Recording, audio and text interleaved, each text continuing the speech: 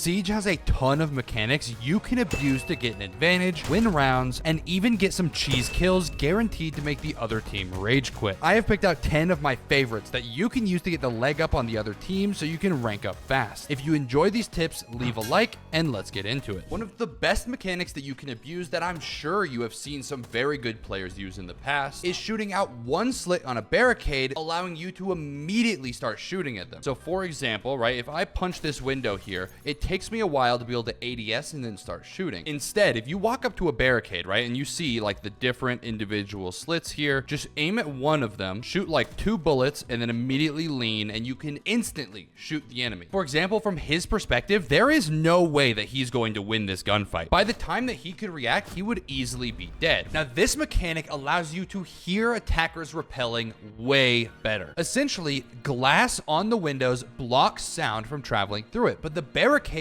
blocks way less sound. So if you shoot out the glass without breaking the barricade, then you will be able to hear anybody repelling on the window much more clearly. Let me show you an example.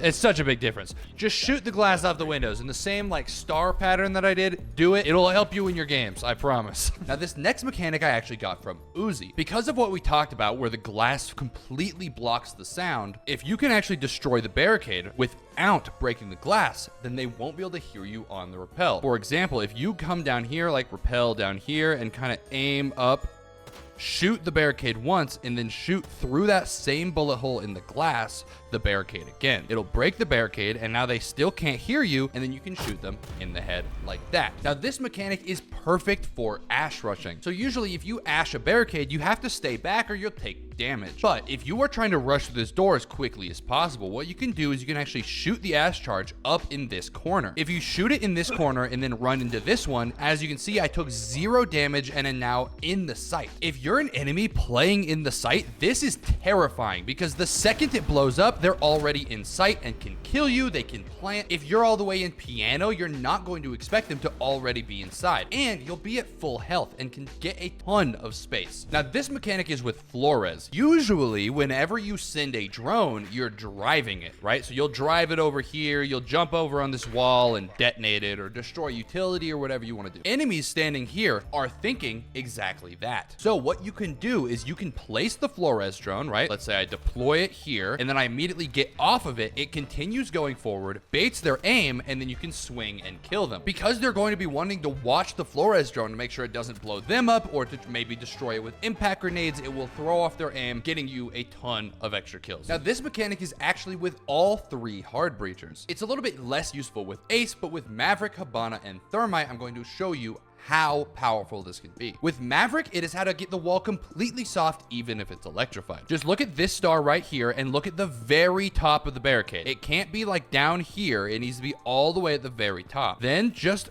Maverick along the wall to just a little bit past this next one, right? I went a little far. You don't have to go that far. Then do the same thing on this wall here. If I go a little bit farther, then it breaks the wall and makes it soft. If you have a soft breacher on your team, then you can open up the wall and you can get inside. Now, next is with Hibana. It allows you to get the entire wall soft. However, it only works if there is no wall denial. So for example, if they ban Thermite, this is very good to know. All you do is you shoot your 6 pellets up at the very top of the barricade, and then you shoot your 6 pellets at the very bottom. Now, when these pellets blow up, it will make the entire wall soft, the same way that it did with Maverick. This allows you to get a Thermite-sized hole with Hibana in case they ban Thermite. You can also do the exact same thing with Ace. Just throw a cell mat at the top and at the very bottom, and it will make the entire wall soft, making a Thermite-sized hole. Now, if the wall is electrified and Thermite is not banned, you can actually get a lot of walls completely open. So this works in a couple ways. One, if there is a soft wall next to the wall, place your Thermite on that soft wall. Obviously, it's not going to work here on Chalet. It will work on some other maps like Coastline. If I set off this Thermite, it will actually blow up the wall next to it, allowing you to go in the wall, and this will work even if it's electrified. Now, Now, another thing that also works is placing a thermite on the ground